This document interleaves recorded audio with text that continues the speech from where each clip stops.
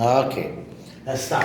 Atoms and elements. Okay, all atoms are unique. Okay, they basically have a proton number that is different. Okay, so they'll give you the periodic table. You basically got to identify things in the periodic table. Alright, so your periodic table like this. You got to know some basic stuff based on your periodic table, young man. Okay, so you got to know that in the periodic table,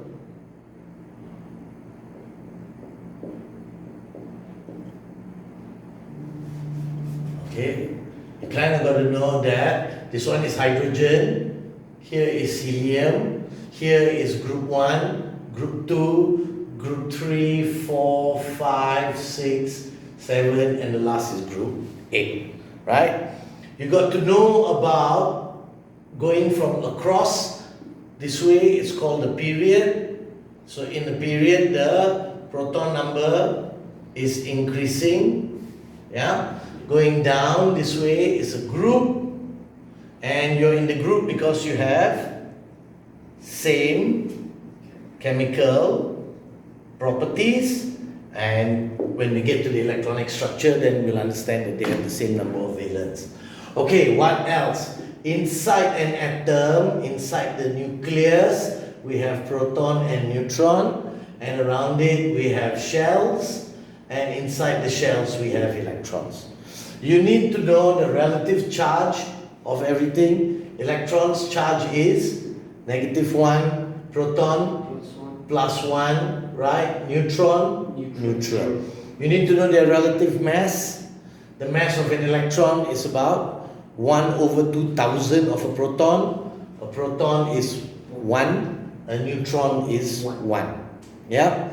You got to know electrons can move, protons and neutrons are stuck like COVID city. They are MCO, they got to stay inside the nucleus, they can't leave, alright, whereas electrons can. Isotopes, what do we understand about isotopes? The proton is the same, which means the electron will be the same, which means their chemical property, chemprop, will also be the same. What is different? Neutron diff. And if the neutron is different, it means the mass is different. And if the mass is different, it means the physical prop is different. Do you understand what I mean by physical properties? Okay, so physical properties are things you can measure. So we're talking about melting point, boiling point, density, then some other weird things like color, okay, stuff like that. These are all physical properties. Okay, to be honest, its solubility is also a physical property because we can measure whether you can dissolve in water or not. How much will dissolve in 100 ml of water compared to another thing. So anything you can measure, all of these will be different. Huh? Okay, now if it's unstable, we call it a radioisotope because it will emit radiation. Okay, and these are kind of useful. Alright, so I just take this off. Okay, I'll leave this one here because we need it. So you got radioisotopes. You need to know their uses. So in medicine, we use it for cancer. Make sure you know the example, cobalt-60. Okay, we use it to check blood flow, check the thyroid. Thyroid is kind of important. This one is iodine-131. We use it in industry, thickness of paper, thickness, flow, water flow through pipes, leaks, things like that. So these are the uses of isotopes. Okay, down here sodium is kind of always the one that seems to come out. Okay, and then don't forget your carbon-14, which is used for carbon dating. So it's really, really important. You got to know about it. It's like our favorite isotope of all. Carbon 14. Okay? Yeah. Then you got to know the electronic structure, which takes us back to this diagram up here. Alright? So when we're doing electronic structure, the first shell can take 2 electrons, second and third can take 8 electrons. The fourth shell is a bit complicated. We only need to know until calcium. The first 20. So yeah, so you see, this is where you got to know your first 20 elements until calcium. They're going to give you a periodic table, so you don't have to freak out about it, right? It just saves time. Okay, now the outer shell is known as the valence shell.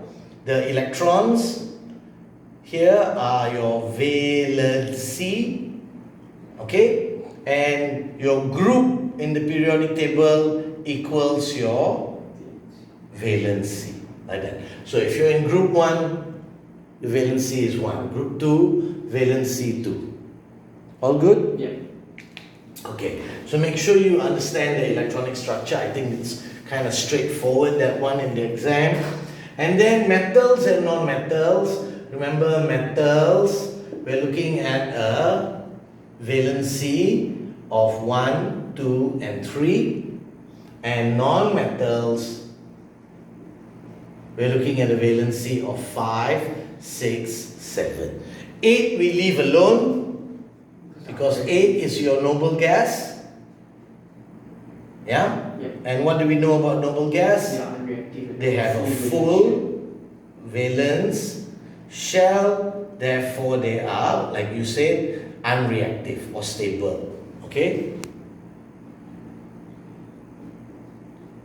Okay, your metals, valency 1, 2, 3, what will they do? They will lose electrons and form cations.